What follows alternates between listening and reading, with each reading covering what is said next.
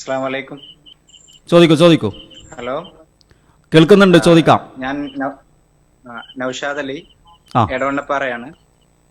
ഒരു പ്രധാനപ്പെട്ട ഒരു വിഷയമാണ്, അൽഹംദുലില്ലാ നല്ല വിഷയം. ഞാനൊരു വളരെ ചുരുങ്ങിയ രീതിയിൽ ഒരു ചോദ്യം ചോദിക്കുകയാണ്. ആ ഖുർആനിൽ റസൂലുള്ളാഹിയുടെ ജന്മത്തെക്കുറിച്ചും നബിതങ്ങളെ കുറിച്ച് സന്തോഷിക്കുന്നതിനെ കുറിച്ചുള്ള ചെറിയൊരു പരാമർശം ഖുർആനിൽ കാണാൻ കഴിയും. കുൽ ബി ഫളില്ലാഹി വബി റഹ്മത്തിഹി വബിദാലിക ഫഫ്റഹു എന്ന് പറയുന്ന ആയത്തിന്റെ വ്യാഖ്യാനത്തിൽ തഫ്സീർ പണ്ഡിതന്മാര് വബി റഹ്മത്തിഹി എന്നതുകൊണ്ട് ഇസ്ലാമാണെന്നും ഖുർആനാണെന്നും മുഹമ്മദ് നബിയാണെന്നും ഒക്കെ വ്യാഖ്യാനമുണ്ട്.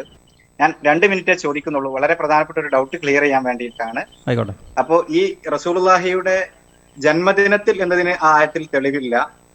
എന്നാലും നബി തങ്ങൾ പ്രത്യേകതയുള്ള ആളാണ്.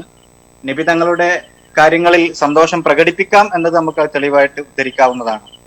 എന്നാൽ നബി സല്ലല്ലാഹു അലൈഹി വസല്ലം തങ്ങൾ ഹിജ്റക്ക് മക്കയിൽ നിന്ന് മദീനയിലേക്ക് വന്നപ്പോൾ റസൂലുള്ളാഹി തങ്ങളെ മദീനയിലേക്ക് വന്ന സമയത്ത് മദീനക്കാർ നബി തങ്ങളെ ത്വലഅൽ ബദ്റു അലൈന എന്ന് പാട്ട് പാടി ദഫ് മുട്ടി സ്വീകരിച്ചപ്പോൾ നബി തങ്ങൾ ഇത്തരത്തിലൊരു സന്തോഷ പ്രകടനം പാടില്ലെന്ന ഒരു വിലക്ക് നബി ഏർപ്പെടുത്തിയിട്ടില്ല. പിന്നെ മറ്റൊരു വളരെ പ്രധാനപ്പെട്ട ഒരു കാര്യം, ഞാൻ എന്റെ സംശയങ്ങൾ ചുരുക്കി ചോദിക്കുകയാണ്.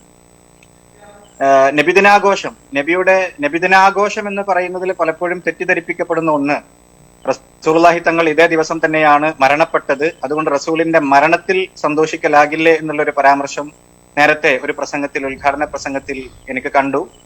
ഞാൻ ചോദിക്കുന്നത്, ഇസ്ലാമിക പ്രമാണ പ്രകാരം ഒരാൾ മരിച്ചു കഴിഞ്ഞാൽ 3 ദിവസം മാത്രമാണ് സങ്കടപ്പെടേണ്ടതുള്ളൂ.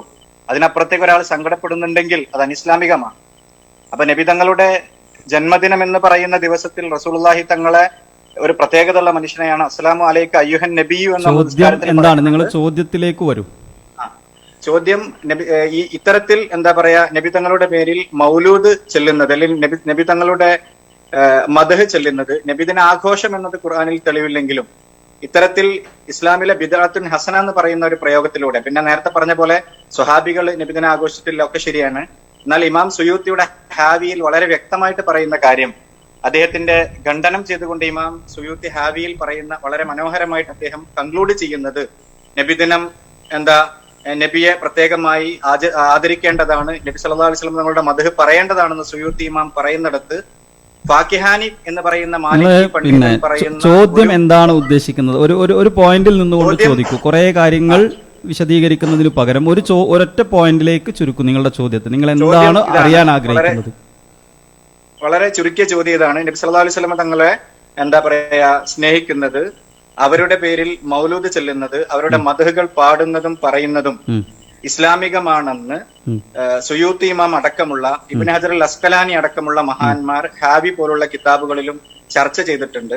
അപ്പോ ഖുർആനും സുന്നത്തും, ഒരു കാര്യം കൂടി ഞാൻ ചോദിക്കുകയാണ്, ഖുർആനും സുന്നത്തിലും അല്ലാത്ത പല കാര്യങ്ങളും കേരളത്തിലെ മുജാഹിദുകളും സുന്നികളും ചെയ്യുന്നുണ്ട്. ഖുർആനും ഹദീസും പറയാത്ത പലതും. ഇതിനൊക്കെ അടിസ്ഥാനം ഇജ്മാവും ഖിയാസും ഒക്കെയാണല്ലോ. അപ്പൊ ഇത്തരത്തിൽ സുയൂത്തി ഇമാമിന്റെ ഈ ഒരു കാഴ്ചപ്പാടിലൂടെ നബി തങ്ങളുടെ മദ്ഹ് പറയുന്നത് ശരിയല്ലേ? അതിനെ അടച്ചാക്ഷേപിക്കാൻ പാടില്ല. അതിന്റെ ഉത്തരത്തിലേക്ക് പോകാം.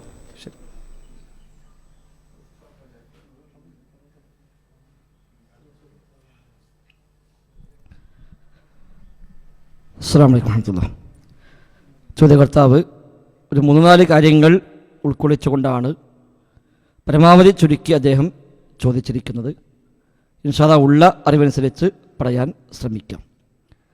പ്രവാചകനെ സ്നേഹിക്കാമോ, പ്രവാചക മഹത്വങ്ങൾ പറയാമോ, പ്രശംസിക്കാമോ എന്ന വിഷയത്തിൽ എവിടെയും രണ്ടഭിപ്രായം ഇല്ല, ഉണ്ടാവാനും പാടില്ല. എൻ്റെ വിശ്വാസത്തിൽ ഞാൻ കാര്യം പറയുകയും ചെയ്തു. വിശ്വാസിയെ സംബന്ധിച്ച് ഏറ്റവും അധികം പ്രിയപ്പെട്ടത് റസൂലുള്ളാഹി സ്വല്ലല്ലാഹു അലൈഹി വസല്ലം തങ്ങൾ തന്നെയാണ്. ആ നബിയുടെ ഓരോ അധ്യാപനങ്ങളെയും കഴിവിൻ്റെ പരമാവധി അനുധാവനം ചെയ്യുവാനും നബിയുടെ മഹത്വങ്ങളെ എത്ര തന്നെ അത് വർണ്ണിച്ചാലും തീരാത്തത്രയാണ് എന്നുമൊക്കെ പ്രമാണങ്ങൾ പരിചയപ്പെടുത്തും. അതിലൊന്നും അഭിപ്രായ വ്യത്യാസമില്ല.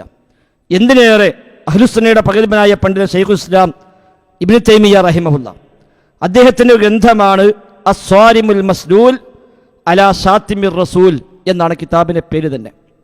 അസ്വാരിമുൽ മസ്ലൂൽ, ഊരിപ്പിടിച്ച വാള്, അലാ ഷാത്തിമിർ റസൂൽ, റസൂലിനെ ആക്ഷേപിക്കുന്നവർക്കെതിരെ ഊരിപ്പിടിച്ച വാൾ എന്നാണ് കിതാബിന് പേരു തന്നെ. ആ പേര് കേട്ട തന്നെ ബേജാറായി പോകും.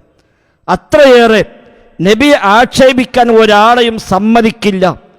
നബിക്കെതിരെ എന്തു ആക്ഷേപം ഉന്നയിച്ചാലും അതിനെതിരെ അതിശക്തമായി ഇടപെട്ടുകൊണ്ട് ശൈഖുൽ ഇബ്നു തൈമിയ്യ റഹിമഹുല്ല അന്ന് രചിച്ച ഏകദേശം 700 കൊല്ലങ്ങൾക്ക് മുമ്പ് അദ്ദേഹം രചിച്ച ഗ്രന്ഥമാണ് അസ്വാരിമുൽ മസ്ദൂൽ എന്ന ഗ്രന്ഥം. ഈ നബിയുടെ മഹത്വങ്ങളാണെങ്കിൽ പ്രവാചകന്റെ മഹത്വം വിശ്വാസിക്ക് പറയാതിരിക്കാൻ കഴിയില്ല. വിശ്വാസിയുടെ എല്ലാ രംഗത്തും ആ നബിയുടെ മഹത്വങ്ങളെ അവർ പറയുകയും പാടുകയും എഴുതുകയും പ്രചരിപ്പിക്കുകയും ചെയ്യുന്നത് ധാരാളമായി കാണാൻ. ഒറ്റ ഉദാഹരണം, വിസ്ഡം ഓർഗനൈസേഷൻ നടത്തുന്ന ഏറ്റവും ഒരു മഹത്തായ സംരംഭമാണ് പീസ് റേഡിയോ എന്നത്. ആ പീസ് റേഡിയോ നിങ്ങളെ പ്ലേ സ്റ്റോറിൽ നിന്ന് ഡൗൺലോഡ് ചെയ്ത് അതൊന്ന് ശ്രദ്ധിച്ചാൽ അതിൽ നബിയുടെ മഹത്വങ്ങളെ എത്രയാണ് അതിൽ എടുത്തു പറയുന്നത് എന്ന് അത്ഭുതപ്പെട്ടു പോകും. അത്രയേറെ രാവിലെ എഴുന്നേൽക്കുന്നത് മുതൽ ഓരോ രംഗത്തും തിരുനബിയുടെ കൂടെ എന്ന പ്രത്യേകമായ പംക്തി മുതൽ നബിതങ്ങളുടെ ജീവിതവുമായി ബന്ധപ്പെട്ട വ്യത്യസ്തങ്ങളായ അധ്യാപനങ്ങളെ എടുത്തു പഠിപ്പിക്കുന്ന ധാരാളം സംരംഭങ്ങളാണ് പീസ് റേഡിയോ എന്ന മഹത്തായ സംരംഭത്തിലുള്ളത്. ഇനി മുജാഹിദ് പ്രസ്ഥാനത്തിന്റെ പ്രസിദ്ധീകരണങ്ങൾ, മുജാഹിദ് പ്രസ്ഥാനത്തിന്റെ മദ്രസ പാഠപുസ്തകങ്ങൾ അതൊക്കെ പരിശോധിച്ചാലും അവിടെയെല്ലാം നബിയുടെ മഹത്വങ്ങളെ വർണ്ണിക്കുന്ന ധാരാളം ഭാഗങ്ങൾ കാണാൻ കഴിയും. ഇവിടെയുള്ള ചർച്ച റബീഉൽ അവ്വൽ മാസം 12 ഒരു ഈദായി കണ്ട്, ഒരു ആഘോഷമായി കണ്ട്, ബലിപെരുന്നാൾ പോലെ, ചെറിയ പെരുന്നാൾ പോലെ ഒരു ഈദായി കണ്ട് അതൊരു പ്രത്യേകമായ ആഘോഷമായി അത് നിർവഹിക്കാൻ വകുപ്പുണ്ടോ എന്നാണ്. അത് എവിടെ മുതൽ ആരംഭിച്ചു, എങ്ങനെ ഉണ്ടായി, എല്ലാം ഇവിടെ നേരത്തെ സംസാരത്തിൽ വിവരിക്കുകയുണ്ടായി. ഞാൻ പറഞ്ഞു, സ്വഹാബത്തിന് പരിചയമില്ല, താബികൾക്കത് പരിചയമില്ല, താബികൾക്കും പരിചയമില്ല, മദ്ഹബിന്റെ 4 ഇമാമുമാരും അത് പരിചയപ്പെട്ടിട്ടില്ല. അതേപോലെ ഇമാം ബുഖാരി, ഇമാം മുസ്ലിം, ഇമാം തിർമിദി, ഇമാം നസായി അടക്കമുള്ള ഹദീസ് പണ്ഡിതന്മാർക്കും ഇക്കാര്യം പരിചയമില്ല. ഹിജറ 300-കളിൽ ഷിയാക്കൾ കൊണ്ടുവന്ന അവരുടെ തെറ്റായ ആശയങ്ങളെ പ്രചരിപ്പിക്കാൻ വേണ്ടി അവരുണ്ടാക്കിയെടുത്ത ഒരു പുത്തനാചാരം, പിന്നീട് 600-കളിൽ മുദഫർ രാജാവ് എന്ന് പറയുന്ന ഇർബലിലെ ഒരു രാജാവ് ഏറ്റെടുത്ത് രണ്ടാമത് കൊണ്ടുവന്ന ഒരു ആചാരം. അത് വന്നതിന് ശേഷം പണ്ഡിതന്മാർ വ്യത്യസ്ത അഭിപ്രായം അതുമായി ബന്ധപ്പെട്ട് രേഖപ്പെടുത്തിയിട്ടുണ്ട്. പക്ഷെ അനുകൂലിക്കുകയും പ്രതികൂലിക്കുകയും ചെയ്ത ഏതൊക്കെ പണ്ഡിതന്മാരുണ്ടോ, ചോദ്യകർത്താവ് പറഞ്ഞ ജലാലുദ്ദീൻ സുയൂത്തിയാണെങ്കിലും ഇനി അതെല്ലാം മറ്റ് ഏത് പണ്ഡിതന്മാർ, ഇബ്നു ഹജർ അസ്ഖലാനിയെ പോലുള്ള, ഇബ്നു ഹജർ ഹൈതമിയെ പോലെയുള്ള, ഇബ്നു ഹാജുൽ മാലിക്കിയെ പോലെയുള്ള, അതേപോലെ അബൂ ഉമർ ഫാക്കിഹാനിയെ പോലെയുള്ള ഏത് പണ്ഡിതന്മാരെ പരിശോധിച്ചാലും ആ പണ്ഡിതന്മാരൊക്കെ അനുകൂലിക്കുകയോ പ്രതികൂലിക്കുകയോ ചെയ്ത ഏത് പണ്ഡിതന്റെ കിതാബ് എടുത്താലും അവരൊക്കെ ഏകസ്വരത്തിൽ പറഞ്ഞ കാര്യമാണ് ഇത് ബിദ്അത്താണ് എന്നത്. ബിദ്അത്താണ് എന്ന് പറയാത്ത പണ്ഡിതന്മാരില്ല. എല്ലാവരും ഏകോപിക്കുന്നു ഇത് ബിദ്അത്താണ്. പിന്നെ ചിലർ നല്ല ബിദ്അത്ത് എന്ന് പറയാമോ, ഇല്ലേ, അതല്ല ചീത്ത ബിദ്അത്ത് തന്നെയാണോ എന്ന വിഷയത്തിൽ മാത്രമേ അവിടെ രണ്ടഭിപ്രായം നമുക്ക് കാണാൻ സാധിക്കുന്നുള്ളൂ. ചോദ്യകർത്താവ് ഉന്നയിച്ച ജലാലുദ്ദീൻ സുയൂത്തി റഹിമഹുള്ളയുടെ അൽ ഹാബിലിൽ ഫത്താവ, ഇതാണ് ആ ഗ്രന്ഥം, അൽ ഹാബിലിൽ ഫത്താവ. ഇതിൽ ഹുസ്നുൽ മഖ്സദ് ഫി അമലിൽ മൗലിദ് എന്ന അധ്യായമുണ്ട്. അമലുൽ മൗലിദിലെ സദുദ്ദേശം എന്നാണ് കിതാബിന്റെ പേര്, ആ അദ്ദേഹത്തിന്റെ പേര് ഹുസ്നുൽ മഖ്സദ് ഫി അമലിൽ മൗലിദ്. അമലുൽ മൗലിദുമായി ബന്ധപ്പെട്ടുള്ള സദുദ്ദേശം എന്ന് പറഞ്ഞുകൊണ്ട് അദ്ദേഹം ഈ ഗ്രന്ഥത്തിൽ ഒരു ഭാഗം തന്നെ നൽകുന്നുണ്ട്. അവിടെ അദ്ദേഹം ആരംഭിക്കുന്നത് തന്നെ എന്താണെന്നറിയോ, എന്നോട് ആളുകൾ ചോദിക്കുന്നുണ്ട്,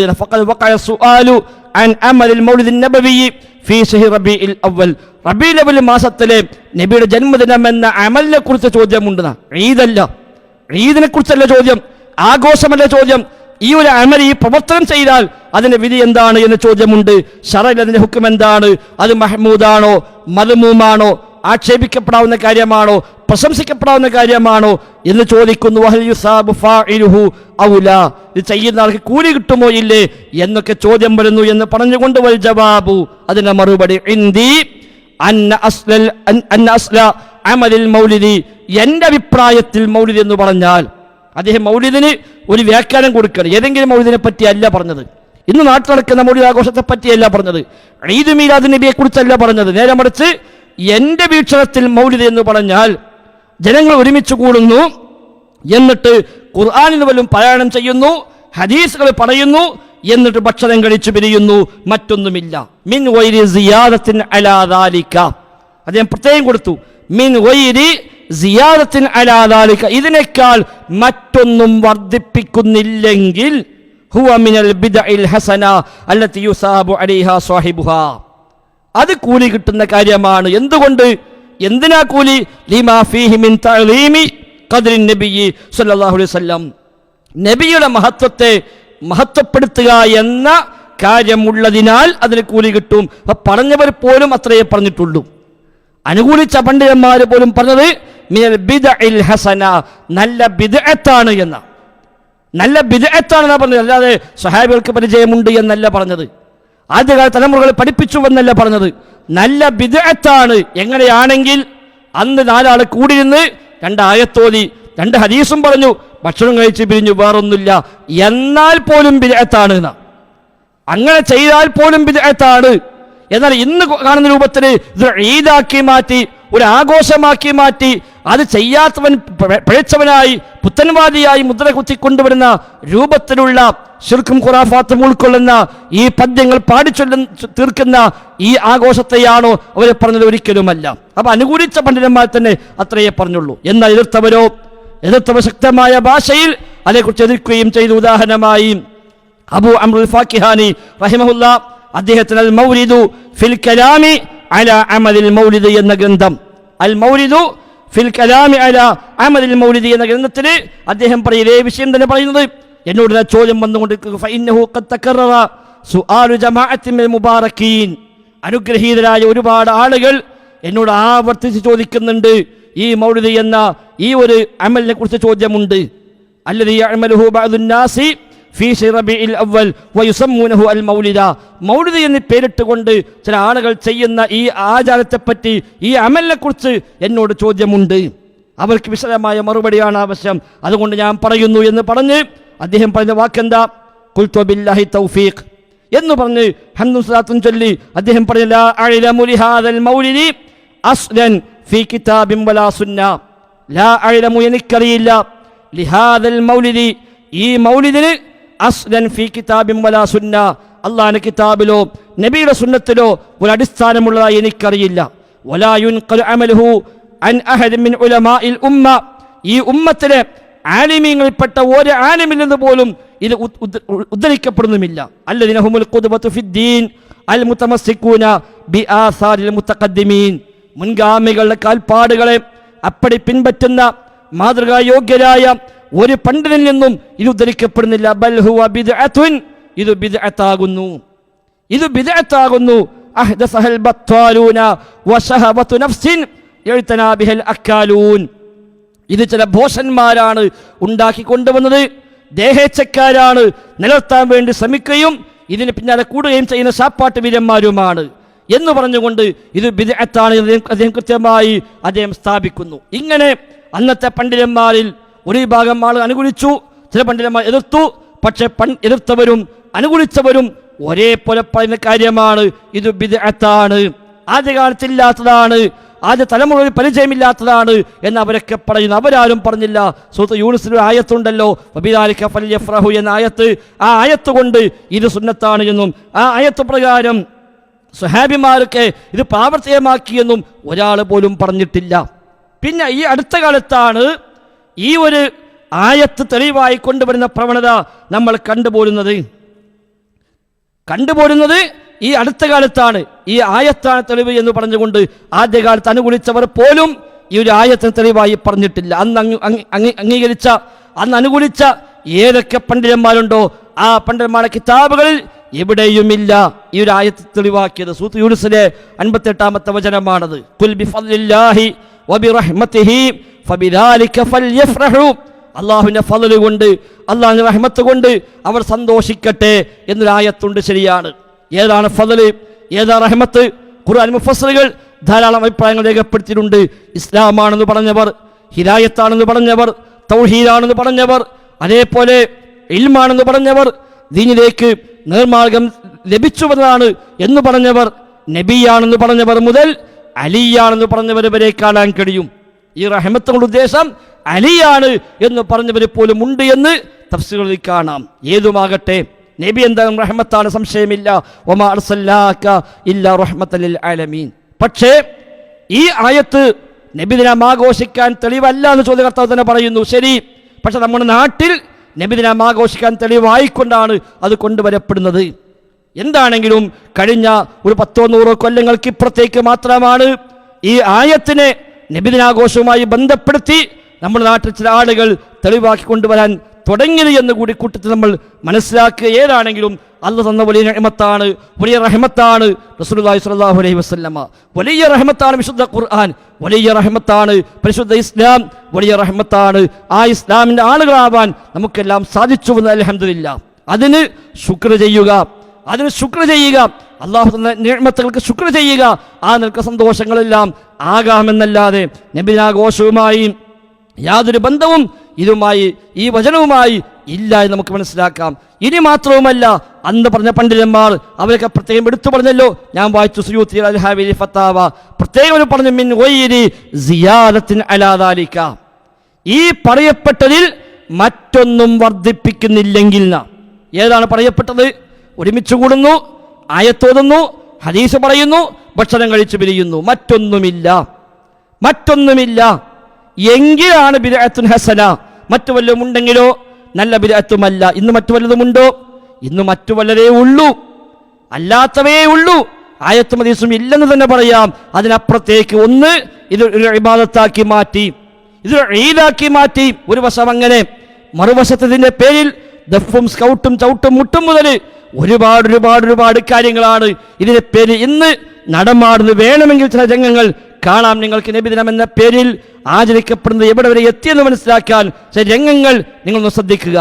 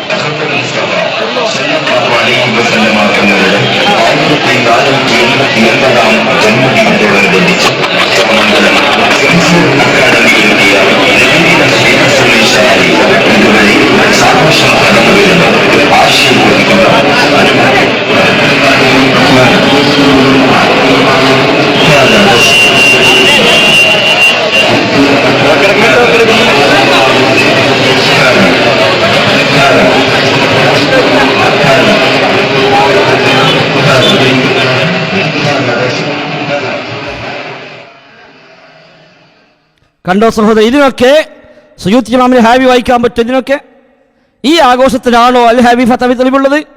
ഈ ആഘോഷത്തിനാണോ ഒബിദാലിക ഫൽ യഫ്റഹു എന്ന ആയത്തുള്ളത്? ഈ ആഘോഷത്തിനാണോ ഇബ്നു ഹാജുൽ മാലിക്കിന്റെ കിതാബുമായി വരേണ്ടത്? ഈ ആഘോഷത്തിലാണോ ഹൈത്തമിന്റെ കിതാബുമായി വരേണ്ടത്? ഇല്ല, അവരാരും ഇതിനെ അംഗീകരിച്ചിട്ടേ ഇല്ല. അതാ പറഞ്ഞ അനുകൂലിച്ചവർ പോലും, നല്ല ബിദ്അത്താണെന്ന് പറഞ്ഞവർ പോലും പ്രത്യേകമായി പറഞ്ഞു മിൻ ഗൈരി സിയാദത്തിൻ അലാ ദാലിക, മറ്റൊന്നും വർദ്ധിപ്പിക്കുന്നില്ലെങ്കിൽ. അപ്പൊ അവരതൊരു ആദത്തായാണ് കണ്ടതെന്ന് മനസ്സിലാക്കാം.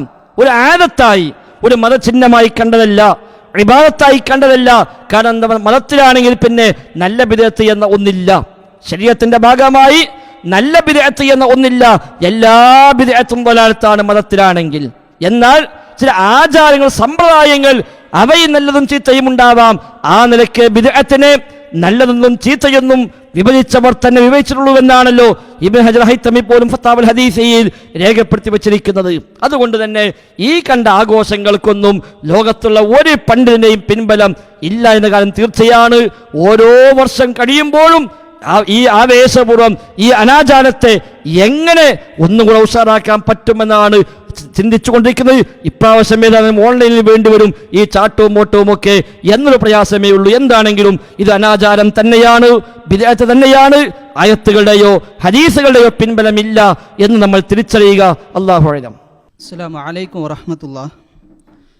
അൽഹംദുലില്ലാഹി റബ്ബിൽ ആലമീൻ. അല്ലാഹുമ്മ സ്വല്ലി അലാ മുഹമ്മദിൻ വഅലാ ആലിഹി. ഇവിടെ ചോദ്യകർത്താവ് പറഞ്ഞ കൂട്ടത്തിൽ സാധാരണ സലഫികൾ നബിദിനാഘോഷത്തെ എതിർക്കുമ്പോൾ പറയാറുള്ള ഒരു പോയിന്റ് പ്രത്യേകം സൂചിപ്പിച്ചു. അതായത് നബി സല്ലല്ലാഹു അലൈഹി വസല്ലമയുടെ ജനനം നടന്നു എന്ന് പറയുന്ന ഈ റബീഉൽ അവ്വൽ 12 തന്നെയാണല്ലോ അവിടുത്തെ വഫാത്ത് നടന്നത്. അതുകൊണ്ട് ആ വഫാത്തിലുള്ള ദുഃഖമല്ലേ ആ സന്ദർഭത്തിൽ വേണ്ടത്, അത് ഇന്നത്തെ ഉദ്ഘാടന പ്രസംഗത്തിലും സൂചിപ്പിക്കപ്പെട്ടു. ചോദ്യകർത്താവിൻ്റെ സംശയം, ദുഃഖം 3 ദിവസത്തിലധികം ഇസ്ലാം അനുവദിക്കുന്നില്ലല്ലോ ഒരു മരണത്തിൻ്റെ വിഷയത്തിലെന്നാണ്. ഈ ഒരു കാര്യം കേരളത്തിലെ സലഫികളല്ല ആദ്യമായി പറഞ്ഞത്.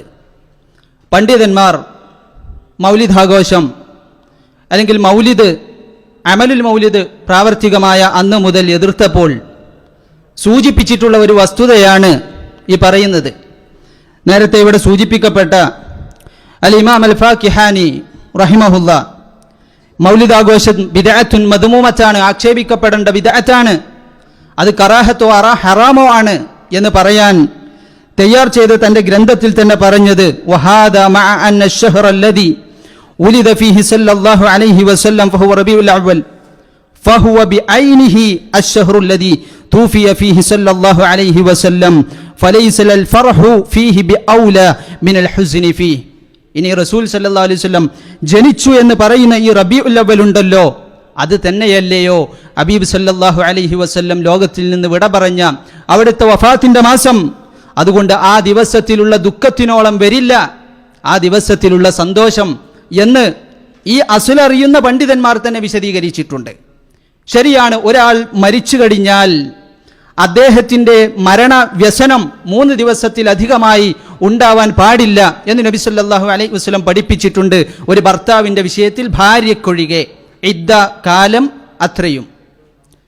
അതേസമയം ഒരു വ്യക്തി തൻ്റെ മനസ്സിൽ സ്വാധീനം സൃഷ്ടിച്ചിട്ടുള്ള ആളാണ് എങ്കിൽ ആ സ്വാധീനം സൃഷ്ടിക്കപ്പെട്ടതിൻ്റെ പേരിൽ അദ്ദേഹത്തിൻ്റെ വിയോഗത്തിൽ മാനസികമായി ഉണ്ടാവുന്ന സങ്കടം, അത് സഹാബത്തിൻ്റെ കാലത്തുണ്ടായിട്ടുണ്ട്. നിങ്ങൾ നോക്കൂ, ഹിജ്റ കലണ്ടർ രൂപീകരണ ചർച്ച ഉമർ റളിയല്ലാഹു അൻഹുവിൻ്റെ കാലഘട്ടത്തിൽ സഹാബത്തിനെ കൂടി ശൂറ കൂടുന്നു ഉമർ റളിയല്ലാഹു അൻഹു. ഹിജ്റ കലണ്ടർ നമ്മൾ രൂപീകരിക്കുമ്പോൾ എന്ത് ചരിത്രത്തെ മാനദണ്ഡമാക്കണം എന്ന് സഹാബത്ത് ചർച്ച ചെയ്യുന്നു. ഒന്ന് പറഞ്ഞത് നബി സല്ലല്ലാഹു അലൈഹി വസല്ലമയുടെ ജന്മദിനത്തെ മാനദണ്ഡമാക്കാം. രണ്ടാമത്തെ അഭിപ്രായം അവിടുത്തെ നിയോഗം നുബുവത്തിനെ മാനദണ്ഡമാക്കാം. മൂന്നാമത് പറഞ്ഞത് അവിടുത്തെ ഹിജ്റ മാനദണ്ഡമാക്കാം. നാലാമത് വന്ന അഭിപ്രായം അവിടുത്തെ വഫാത്ത് ദിനത്തെ മാനദണ്ഡമാക്കാം. മൗലിദുൻ നബി റസൂലുള്ളാഹി സ്വല്ലല്ലാഹു അലൈഹി വസല്ലമയുടെ ജനന മാനദണ്ഡമാക്കാമെന്ന അഭിപ്രായം തള്ളപ്പെട്ടു. കാരണം അത് എന്നറിയില്ല. അവിടുത്തെ നുബുവത്തിന്റെ ദിവസവും തള്ളപ്പെട്ടു, അതും എന്നത് കൃത്യമല്ല. പിന്നെ 2 ബാക്കി. ഒന്ന് അവിടുത്തെ ഹിജ്റ, 2 അവിടുത്തെ വഫാത്ത്. സഹാബത്ത് പറഞ്ഞു വഫാത്തിന്റെ ദിവസം മാനദണ്ഡമാക്കണ്ട, അത് നമുക്ക് സങ്കടമുള്ള സന്ദർഭമാണ്. അപ്പൊ റസൂലുള്ളാഹിന്റെ വിഷയത്തിൽ സഹാബത്തിന് സങ്കടം ഉണ്ടായില്ലേ? ഈ ഹദീസ് സഹാബത്തിന് അറിയൂലേ? അത് മാനസികമായിട്ടുണ്ടാവണം. അപ്പോൾ ഒരു ജന്മദിനത്തിന്റെ വിഷയത്തിൽ ആശയക്കുഴപ്പം ഉറപ്പില്ലാത്തൊരു മാസം, എന്നാൽ അവിടുന്ന് വഫാത്തായി എന്ന് ഉറപ്പുള്ള മാസം, അവിടുന്ന് ജനിച്ച ദിവസം എന്ന് സംശയമുള്ള അഭിപ്രായ വ്യത്യാസം പണ്ഡിത ലോകത്തുള്ള ഒരു ദിവസം റബീഉൽ അവ്വൽ 12, എന്നാൽ ആ ദിവസത്തിൽ അവിടുന്ന് വഫാത്തായി എന്ന് ഉറപ്പുള്ള സന്ദർഭം ഒരു വിശ്വാസിയുടെ മനസ്സിലേക്ക് ഏതാണ് കൂടുതലായി ഓടി വരുന്നത്? അതുകൊണ്ടല്ലേ അവിടുത്തെ വഫാത്തിനെ കേൾക്കുമ്പോൾ ബിലാൽ റളിയല്ലാഹു തആല അൻഹു ഷഹാദത്ത് പ്രഖ്യാപിക്കുമ്പോൾ കരയുന്നത് ബാങ്കിൽ. അപ്പൊ അത് സ്വാഭാവികമായൊരു മുസ്ലിമാണോ മനസ്സിലുണ്ടാവും. ആ വികാരമാണ് ഫാക്കിഹാനി റഹിമഹുല്ലാ തൻ്റെ ഗ്രന്ഥത്തിൽ രേഖപ്പെടുത്തിയത്. ആ വികാരമാണ് ഇവിടെ ഈ സംസാരത്തിൻ്റെ ഉദ്ഘാടനത്തിലും സൂചിപ്പിക്കപ്പെട്ടത്. അത് തന്നെയാണ് സലഫികൾ പറയാറുള്ളത്. റസൂലുള്ളാഹി സ്വല്ലല്ലാഹു അലൈഹി വസല്ലമയുടെ വഫാത്ത് ഒരു മുസ്ലിമിനെ ബാധിപ്പിച്ച മുസീബത്തിനോളം വരില്ല അവിടുത്തെ ജനനത്തിലുള്ള സന്തോഷം. ഇനി മറ്റൊന്ന്, ഇവിടെ ചോദ്യകർത്താവിൻ്റെ ചോദ്യത്തിൽ തന്നെ മൗലിദാഘോഷം പറ്റില്ല എന്നതിന് ഉത്തരമുണ്ട്. എന്തുകൊണ്ടാ? 3 ദിവസത്തിലധികം നമുക്ക് നബി സല്ലല്ലാഹു അലൈഹി വസല്ലമയുടെ വഫാത്തിൽ സങ്കടപ്പെടാൻ പറ്റുമോ? ഈ അസ്ലു പ്രകാരം പറ്റൂല. അപ്പോൾ ഒരാൾ ഷിയാക്കളെ ഹുസൈൻ റളിയല്ലാഹു അൻഹുവിൻ്റെ വധത്തിൽ വ്യസനം പൂണ്ട് എല്ലാ മുഹറം 10 അവരുടെ ദുഃഖാചരണം നടത്തുന്ന പോലെ മുസ്ലിമുകൾക്ക് റബീഉൽ അവ്വൽ 12 റസൂൽ സല്ലല്ലാഹു അലൈഹി വസല്ലമയുടെ വഫാത്തിന്റെ ദുഃഖാചരണം നടത്താൻ പറ്റുമോ? അങ്ങനെ ഒരു ടീം നടത്താൻ ശ്രമിച്ചാൽ മുസ്ലിങ്ങൾ എതിർക്കില്ലേ? എന്തുകൊണ്ട്? നബി സല്ലല്ലാഹു അലൈഹി വസല്ലം പഠിപ്പിച്ചിട്ടില്ല, അല്ലെങ്കിൽ അവിടുത്തെ വഫാത്തിന് ശേഷം സഹാബത്ത് ചെയ്തിട്ടില്ല എന്നതുപോലെ നിങ്ങൾ ചിന്തിക്കൂ. അള്ളാഹിന്റെ റസൂൽ സല്ലല്ലാഹു അലൈഹി വസല്ലമയുടെ ജന്മദിനത്തിൽ അവിടുന്നോ ശേഷമുള്ള സഹാബത്തോ അവർക്കതിനുള്ള എല്ലാ സാഹചര്യങ്ങളും ഒത്തിണങ്ങിയിട്ട് ഒരു തടസ്സവും അവിടെ ഉണ്ടാവാതിരുന്നിട്ടും അവരത് ആചരിച്ചില്ലെങ്കിൽ അവിടുത്തെ ദുഃഖാചരണം പാടില്ലാത്ത പോലെ അവിടുത്തെ മൗലിദാഘോഷവും പാടുള്ളതല്ല. രണ്ടും എന്തുകൊണ്ട്? ഹബീബ് സല്ലല്ലാഹു അലൈഹി വസല്ലം പഠിപ്പിച്ചിട്ടില്ല. ആ രൂപത്തിൽ നിങ്ങൾ എങ്ങനെ ചിന്തിച്ചോ അതേ ചിന്ത എവിടെയും ചിന്തിച്ചാൽ മതി. അതിലപ്പുറം ഒരു സങ്കീർണതയും ഇല്ല. അള്ളാഹിന്റെ റസൂൽ സല്ലല്ലാഹു അലൈഹി വസല്ലമക്ക് ചെയ്യാൻ ഒരു തടസ്സവും ഇല്ലായിരുന്നു. അവിടത്തേക്ക് അത് ആഘോഷിക്കുന്നതിൽ എല്ലാ സംവിധാനങ്ങളും ഉണ്ടായിരുന്നു. എന്നിട്ട് അവിടുന്ന് ആഘോഷിച്ചില്ല, സഹാബത്ത് ആഘോഷിച്ചില്ല. പിന്നെ പൂർവികരായ അള്ളാഹിന്റെ റസൂൽ ഉത്തമ നൂറ്റാണ്ടുകാരെന്ന് പരിചയപ്പെടുത്തിയ ഒരാളും തന്നെ ആഘോഷിച്ചില്ല എന്ന് എല്ലാവരുടെ ഇടയിലും ഇജ്മാ ഉള്ള വിഷയമാണ്. എങ്കിൽ പിന്നെ മുസ്ലിങ്ങൾക്ക് എന്തിനാ അത് എന്നതാണ്. അതുകൊണ്ട് അതൊക്കെ എന്താണ്, ആളുകളെ ഒരു മറയിടാവുന്ന ഒരു ചോദ്യമാണ്. 3 ദിവസമല്ലേ സങ്കടം, അപ്പോൾ അതിൽ കൂടുതൽ സങ്കടം, അപ്പോൾ അതല്ലല്ലോ, അപ്പോൾ പിന്നെ നമുക്ക് സന്തോഷിച്ചൂടെ, അപ്പോൾ സന്തോഷം ആഘോഷമല്ലേ, അപ്പോൾ നമുക്ക് ആഘോഷിച്ചുകൂടെ എന്നതൊക്കെ ഇസ്ലാമിൻ്റെ അടിസ്ഥാനങ്ങളെ പണ്ഡിതന്മാർ തിരിച്ചറിഞ്ഞ പോലെ തിരിച്ചറിയാതെ ദുർവ്യാഖ്യാനിക്കുന്നതിൽ നിന്ന് കേൾക്കപ്പെടുന്ന ചോദ്യങ്ങളാണ്. കാര്യങ്ങൾ മനസ്സിലാക്കാനുള്ള തൗഫീഖ് റബ്ബ് നൽകട്ടെ.